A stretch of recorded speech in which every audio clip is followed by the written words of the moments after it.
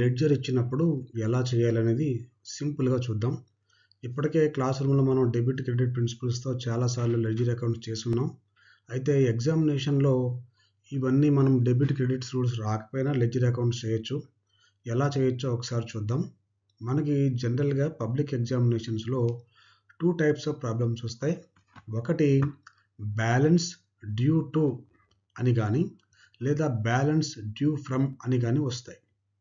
Balance due to అంటే we have to give, మనం ఎవరికో బాకీ ఉన్నాం, means is a creditor to us. మనం అతనికి డబ్బులు ఇవ్వాలి కాబట్టి అతను మనకి క్రెడిటార్ అవుతాడు. కాబట్టి ఇనీషియల్గా ఆ అమౌంట్ని మనం క్రెడిట్ సైడ్ చూపించవలసి ఉంటుంది. ఫర్ ఎగ్జాంపుల్ చూడండి, ఇక్కడ prepare Vamshi account from the following అన్నాడు అని. బ్యాలెన్స్ డ్యూ టు వంశీ, మనం వంశీకి బాకీ ఉన్నాం కాబట్టి వంశీ అకౌంట్లో క్రెడిట్ వైపున by balance brought down, by balance B by D అని రాయాలి. బికాజ్ మనం అతనికి బాకీ ఉన్నాం. So initially it should be shown on credit side of his account. ఇక్కడ చూడండి, మనం అతనికి ఇనీషియల్గా బాకీ ఉన్నాం కాబట్టి అతను మనకి క్రెడిటార్ కాబట్టి అతని అకౌంట్లో క్రెడిట్ వైపున అతనికి మనం ఇనీషియల్గా ఎంత అమౌంట్ ఇవ్వాలో చూపించాం. తర్వాత జరిగే ఒక్కొక్క ట్రాన్సాక్షన్ వల్ల మనం అతనికి ఇవ్వాల్సిన అమౌంట్ కనుక పెరుగుతూ ఉంటే దాన్ని ఈ 4400కి కలుపుకుంటూ పోవాలి. ఒకవేళ మనం అతనికి ఇవ్వాల్సిన అమౌంట్ కనుక తగ్గుతూ ఉంటే దాన్ని దీనికి ఆపోజిట్ సైడ్లో డెబిట్లో రాసుకుంటూ వెళ్ళాలి. ఇక్కడ చూడండి, పర్చేజ్డ్ గూడ్స్ ఫ్రమ్ వంశీ 1500 అప్పటికే మనం అతనికి 4400 బాకీ ఉన్నాం కాబట్టి క్రెడిట్ వైపున బ్యాలెన్స్ బి బై డి అని తీసుకొచ్చాం. బాకీ ఉంటూ మళ్ళీ అతని దగ్గర నుంచి 1500 కొన్నాం. అంటే అప్పటికే బాకీ ఉండి మళ్ళీ కొంటే మనం అతనికి ఇవ్వాల్సిన అమౌంట్ పెరుగుతుంది కాబట్టి అతనికి ఇవ్వాల్సిన బాకీకి ఈ మొత్తాన్ని కలపాలి. దేనివల్ల అతనికి ఇవ్వాల్సిన అమౌంట్ పెరిగింది అంటే మనం పర్చేజ్ చేయడం వల్ల, కొనుగోలు చేయడం వల్ల. కాబట్టి బై పర్చేజ్ అకౌంట్ అని 1500 ఆ బ్యాలెన్స్కి కలపాలి కాబట్టి క్రెడిట్ వైపున వేసాం. తర్వాత చూడండి, సోల్డ్ గూడ్స్ టు వంశీ 1200, మనం అతనికి బాకీ ఉంటూ అతనికి కొంత మొత్తాన్ని మనం అమ్మటం జరిగింది.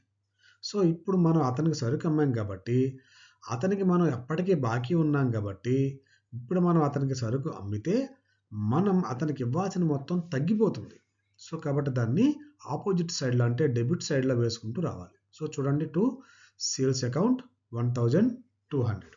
తర్వాత రిసీవ్డ్ చెక్ ఫ్రమ్ వంశీ, మనం అతనికి బాకీ ఉన్నాం, పైగా అతని దగ్గర నుంచి మళ్ళీ మనకు ఒక చెక్ వచ్చింది, అప్పటికి బాకీ ఉన్నాం, మళ్ళీ అతను మనకు చెక్ ఇచ్చాడంటే మనం అతనికి ఇవ్వాల్సిన మొత్తం పెరుగుతుంది కాబట్టి దాన్ని ఈ బాకీకి కలపాలి. కాబట్టి క్రెడిట్ వైపున బై బ్యాంక్ అకౌంట్ అని రాసాం. తర్వాత చూడండి, పెయిడ్ క్యాష్ టు వంశీ, మనం అతనికి బాకీ ఉంటూ 100 రూపాయలు అతనికి పేమెంట్ చేయడం జరిగింది. అంటే మనం అతనికి ఇవ్వాల్సిన మొత్తం తగ్గిపోతుంది కాబట్టి దాన్ని ఆపోజిట్ సైడ్లో టు క్యాష్ అకౌంట్ అని రాసాం. తర్వాత వంశీ రిటర్న్ గూడ్స్ 200, మనం అతనికి సరుకు అమ్మాం, అమ్మినప్పుడు ఏం రాసుకున్నాం, ఇక్కడ అతనికి ఇవ్వాల్సిన బాకీ తగ్గిపోయింది కాబట్టి టు సేల్స్ అకౌంట్ అని రాసాం. అయితే ఈ సేల్స్లో 200 అతనికి నచ్చక మనకి వెనక్కి తిరిగి ఇచ్చేసాడు కాబట్టి మనం అతనికి ఇవ్వాల్సిన బాకీ 200 మేరకు పెరిగింది కాబట్టి బై సేల్స్ రిటర్న్స్ అని అతనికి ఇవ్వాల్సిన మొత్తానికి 200 కలపాలి. తర్వాత పర్చేజ్డ్ గూడ్స్ ఫ్రమ్ వంశీ, మళ్ళీ అతని దగ్గర నుంచి మనం 500 సరుకు కొన్నాం, అప్పటికే బాకీ ఉంటూ మళ్ళీ కొన్నాం కాబట్టి సో అతనికి ఇవ్వాల్సిన బాకీ పెరుగుతుంది కాబట్టి ఈ బాకీకి కలపాలి, క్రెడిట్ సైడ్ రాయాలి. తర్వాత చూడండి, Vamshi account settled with 5% discount. So అతనికి ఇవ్వాల్సిన మొత్తం ఎంతో తేలిన తర్వాత దాంట్లోంచి 5% డిస్కౌంట్ మనం క్యాలిక్యులేట్ చేసి లెక్క పెట్టవలసి ఉంటుంది. ఇప్పుడు ఎటువైపు ఎక్కువ ఉందో చూడాలి. ఈ అమౌంట్ మనం ఆన్సర్ తర్వాత వచ్చిన అమౌంట్. సో ఇప్పుడు ఈ క్రెడిట్ వైపు అమౌంట్స్ అన్నీ కూడితే 7600. ఏ వైపు అయితే ఎక్కువ ఉందో దాన్ని రెండు వైపులా వేస్తాం. సో ఇప్పుడు ఈ 7600లో నుంచి ఇక్కడ 1200 ప్లస్ 100 1300 తీసేస్తే మనకి వచ్చే అమౌంట్ ఎంత అవుతుంది చూడండి, 7300లో మళ్ళీ మనం 5% డిస్కౌంట్ అలౌ చేసాడు అతను. సో 7600లోంచి 1300 తీసేస్తే మనం అతనికి ఇవ్వాల్సిన బాకీ రూ. 6,300. ఈ 6,300లో అతను మనకి 5% తగ్గించాడు. దాన్ని ఎలా లెక్క కట్టాలి అంటే 6,300 ఇంటూ 5/100. సో అది 5% అంటే 315 రూపీస్. సో 6,300లో నుంచి అతను మనకి ఇచ్చిన డిస్కౌంట్ 315 తీసేస్తే ఇంకా మనం అతనికి ఇవ్వాల్సిన అమౌంట్ 5,985. దీన్ని మనం ఇక్కడ క్యాష్ అకౌంట్ అని కానీ బ్యాంక్ అకౌంట్ అని కానీ రాయొచ్చు. సో ఇప్పుడు ఈ మొత్తాలన్నీ కలిపితే 7,600 రెండు వైపులా ఈక్వల్గా వస్తుంది. సో లెడ్జర్ అకౌంట్ ఎగ్జామ్లో ఇచ్చినప్పుడు ఇలా సాల్వ్ చేయాలి. ఇక్కడ మెయిన్గా మనం గుర్తుపెట్టుకోవాల్సి వచ్చేటప్పుడు రెండు రకాలైన ప్రాబ్లమ్స్ ఇక్కడ వస్తూ ఉంటాయి. ఒకటి అమౌంట్ డ్యూ ఫ్రమ్ అని ఒకటి వస్తుంది, లేదా అమౌంట్ డ్యూ టు అని రెండో రకమైన ప్రాబ్లం వస్తుంది. ఇక్కడ అమౌంట్ డ్యూ ఫ్రమ్ అంటే ఎవరి నుంచైనా మనకి అమౌంట్ రావాలి అని అర్థం. మనకి అమౌంట్ రావాలి అంటే వాళ్ళు మనకి డెటార్స్ అవుతారు.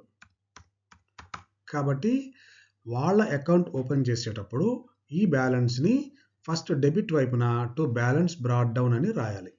అలాగే మనం డ్యూ టు అంటే వేరే వాళ్ళకి ఎవరికో బాకీ ఉన్నామని అర్థం. మనం వేరే వాళ్ళకి బాకీ ఉన్నామంటే వాళ్ళు మనకి క్రెడిటార్స్ అవుతారు.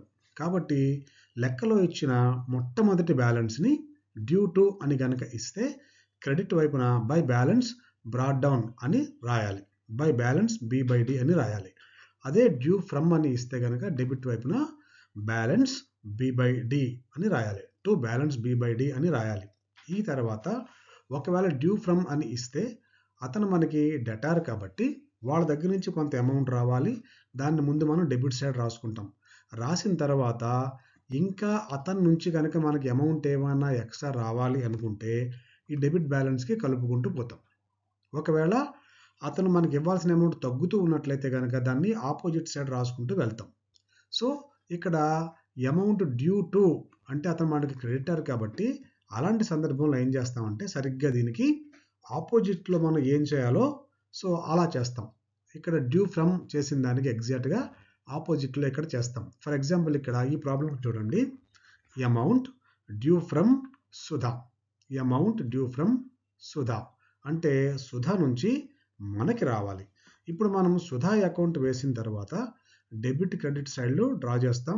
ఇక్కడ అమౌంట్ డ్యూ ఫ్రమ్ సుధా అంటే సుధా మనకి బాకీ ఉంది కాబట్టి సుధా మనకి డెటార్ కాబట్టి సుధా అకౌంట్లో డెబిట్ వైపున టు బ్యాలెన్స్ B/D అని రాశాం. చూడండి, సుధా మనకి బాకీ ఉంది కాబట్టి సుధా మనకి డెటార్ కాబట్టి సుధా అకౌంట్లో డెబిట్ వైపున టు బ్యాలెన్స్ B/D అని రాశాం.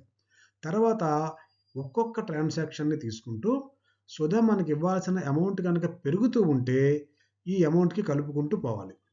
అలాగే మనకి ఇవ్వాల్సిన అమౌంట్ తగ్గుతూ ఉంటే దీనికి ఆపోజిట్ సైడ్లో రాసుకుంటూ పోవాలి. సో ఇప్పుడు చూడండి, గూడ్స్ సోల్డ్ టు సుధా. ఇప్పటికే సుధా మనకి 8,000 ఇవ్వాలి. దాన్ని ఇక్కడ రాసుకున్నాం చూడండి. టు బ్యాలెన్స్ B/D అని డెబిట్ వైపున రాసుకున్నాం. తర్వాత సుధాకి మళ్ళీ మనం ఒక 11,000 అమ్మాం. అమ్మితే సుధా ఇప్పుడు మనకి ఇవ్వాల్సిన అమౌంట్ పెరుగుతుంది.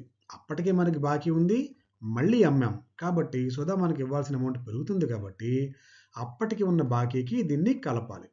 సో ఈ అమౌంట్ని దేనివల్ల కలపాల్సి వస్తుంది అంటే సుధాకి మనం అమ్మడం వల్ల అంటే సేల్ చేయడం వల్ల. కాబట్టి ఇక్కడ ఈ అమౌంట్ కలుపుతూ టు సేల్స్ అని రాస్తాం. సేల్ చేయడం వల్ల ఈ అమౌంట్ పెరిగింది, మనకి ఇవ్వాల్సిన అమౌంట్ పెరుగుతుంది కాబట్టి. ఓకే, తర్వాత గూడ్స్ రిటర్న్డ్ బై సుధా. మనం సుధాకి అమ్మిన సరుకులోంచి కొంత మొత్తాన్ని మనకి తిరిగి వెనక్కి ఇచ్చేసింది. అంటే ఆ సుధా మనకి ఇవ్వాల్సిన డబ్బు ఇప్పుడు తగ్గిపోతుంది కాబట్టి ఈ పెంచిన మొత్తాన్ని తగ్గించాలి.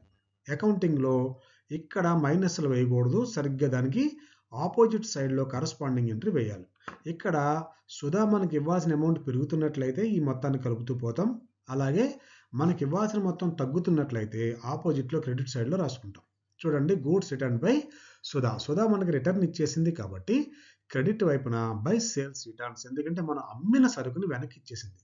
దానివల్ల మనకి ఇవ్వాల్సిన బాకీ తగ్గిపోతుంది కాబట్టి బై సేల్స్ రిటర్న్స్ అని 4,000 క్రెడిట్లో వేసాం. తర్వాత చూడండి, cash received from Sudha. Sudha మనకి బాకీ ఉంది, కొంత అమౌంట్ మనకి ఇచ్చింది. అంటే సుధా ఇప్పుడు మనకి ఇవ్వాల్సిన డబ్బు తగ్గిపోతుంది కాబట్టి credit side by cash account, Sudha మనకి క్యాష్ ఇవ్వడం వల్ల సుధా మనకి ఇవ్వాల్సిన అమౌంట్ తగ్గిపోతుంది కాబట్టి credit side by cash account అని రాయాలి. తర్వాత చూడండి, రిసీవ్డ్ చెక్ ఫ్రమ్ సుధా. ఈసారి సుధా ఏం చేసిందంటే క్యాష్ బదులుగా చెక్ ఇచ్చింది. చెక్ ఇచ్చినా సరే వాళ్ళు మనకి ఇవ్వాల్సిన మొత్తం తగ్గిపోయినట్టే, కాబట్టి మళ్ళీ క్రెడిట్ వైపున బై బ్యాంక్ అకౌంట్ అని రాసుకోవచ్చు. ఇప్పుడు ఏమన్నాడంటే 28న Sudha account settled with 10% discount. Ledger balance చేసేటప్పుడు ఏం చేయాలి అంటే ముందు ఏ వైపు అయితే ఎక్కువ ఉందో అది కూడి రెండు వైపులా వేయాలి. ఇక్కడ మనకి డెబిట్ క్రెడిట్ బ్యాలెన్స్ చూస్తున్నట్టయితే డెబిట్ వైపు ఎక్కువ ఉంది, 8,000 ప్లస్ 11,000 19,000 ఉంది. ఇక్కడ క్రెడిట్ వైపున 4,000 3,000 6,000 ఈ అమౌంట్లు మాత్రం మనం పోస్టింగ్ చేసాం.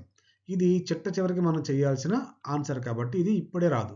సో ఇప్పుడు మనకి డెబిట్ వైపున ఎక్కువ ఉంది కాబట్టి ఈ మొత్తాన్ని రెండు వైపులా వేసుకుంటూ వెళ్ళాం. ఈ 19,000లో నుంచి క్రెడిట్ వైపున ఉన్న 4,000 3,000 ప్లస్ 6,000, సో మొత్తం కలిపితే ఎంత, ఇక్కడ 6 ప్లస్ 3 9 ప్లస్ 4 13,000. సో 19,000 నుంచి 13,000 తీసేస్తే మనకు వచ్చేది ఎంత అంటే ఇక్కడ 6,000 రూపాయలు, 6,000 రూపీస్. ఇక్కడ చూడండి 19,000 మైనస్ 6,000 మైనస్ 13,000 తీసేస్తే వచ్చే amount 6,000.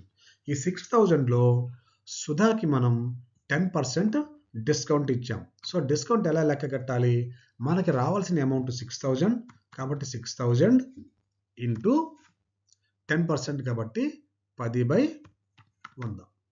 So this is equal ఇక్కడ 0 పోతే డిస్కౌంట్ మనకి 600. 6,000లో 10% మనకి 600 అంటే సుధాకి మనం ఇస్తున్న డిస్కౌంట్ 600. సో మనకి ఇవ్వాల్సిన మొత్తం 6,000, మనం ఇచ్చేసిన డిస్కౌంట్ 600. ఇంకా మనకి సుధ దగ్గర నుంచి ఎంత క్యాష్ రావాలి అంటే మనకి రావాల్సిన 6,000 మైనస్ మనం ఇచ్చేసిన డిస్కౌంట్ పోగా 5,400 రావాలి. సో దీన్ని ఏం చేస్తామంటే ఏ వైపు అయితే తక్కువ ఉందో అటువైపున ఈ డిస్కౌంట్ మొత్తాన్ని రాస్తాం. ఇక్కడ క్రెడిట్లో తక్కువ ఉంది కాబట్టి బై డిస్కౌంట్ అని క్రెడిట్ వైపున 600 వేసాం. సో ఇంకా మనకి రావాల్సిన మొత్తం 5,400, దాన్ని కూడా అమౌంట్ తక్కువ ఉన్న వైపునే బై క్యాష్ అకౌంట్ 5,400. ఇప్పుడు ఈ మొత్తం అన్ని కలిపితే మళ్ళీ 19,000కి సరిపోతాయి.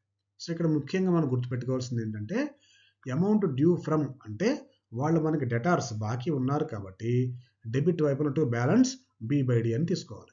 ఒకవేళ డ్యూ టు అని కనుక ఉంటే వాళ్ళు మనకి క్రెడిటర్స్ కాబట్టి ఆ బ్యాలెన్స్ని క్రెడిట్ వైపున తీసుకోవాలి. ఇంకొక ఎగ్జాంపుల్ చూద్దాం. ఇక్కడ చూడండి, ప్రిపేర్ స్వామి అకౌంట్. ఇది కూడా ఎగ్జామ్లో మనకి చాలాసార్లు వచ్చింది. అమౌంట్ డ్యూ టు స్వామి అంటే మనం స్వామికి బాకీ ఉన్నాం. సో అంటే స్వామి మనకి క్రెడిటర్ కాబట్టి ఈ మొత్తాన్ని స్వామి అకౌంట్లో క్రెడిట్ వైపున బై బ్యాలెన్స్ B/D అని తీసుకున్నాం.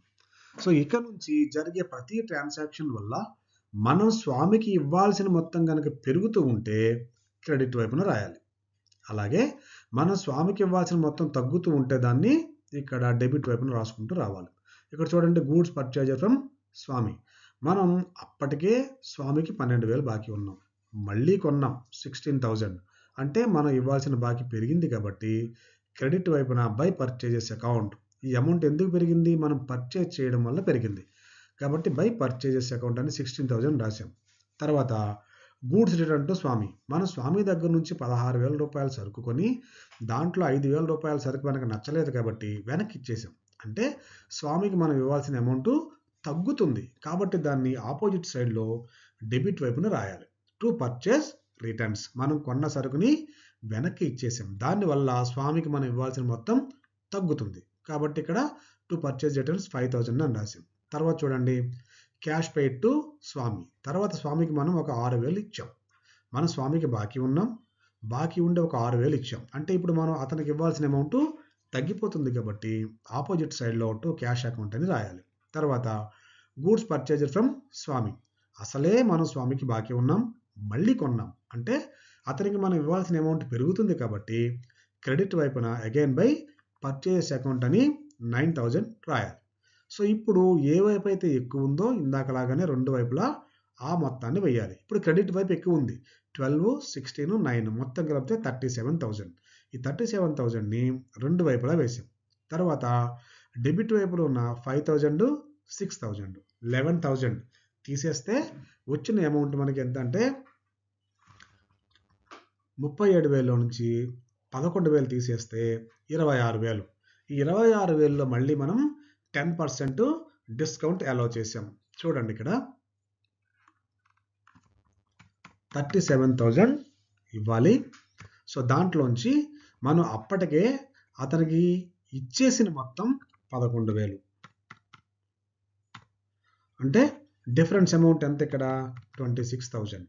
అతను ఇంకా మనం ఇంకా అతనికి 26,000 ఇవ్వాలి. ఈ 26,000లో అతను మనకి 10% డిస్కౌంట్ అలౌ చేశాడు. అంటే 26,000 ఇంటూ 10/100 అంటే 2,600 డిస్కౌంట్. ఇప్పుడు 26,000 ఇవ్వాలి. అతను 2,600 మనకి తగ్గించాడు. 2,600 తగ్గించాడు. సో ఇంకా మనం అతనికి ఇవ్వాల్సింది ఎంత అంటే 26,000 మైనస్ 2,600 డిఫరెన్స్ 23,400. సో ఇప్పుడు ఏ వైపు అయితే తక్కువ ఉందో ఆ వైపున డిస్కౌంట్ 2,600 ఇక్కడ మనం క్యాలిక్యులేట్ చేసిన 10%. అలాగే రిమైనింగ్ బ్యాలెన్స్ ఇంకా మనం అతనికి ఎంత ఇవ్వాలి అంటే 23,400. దానికి to bank account or to cash account అని రాయాలి. 23,400. ఇప్పుడు ఈ మొత్తం కలిపితే రెండు వైపులా ఈక్వల్గా వస్తుంది. సో లెడ్జర్స్ ఇచ్చినప్పుడు ఇలా చేయాలి.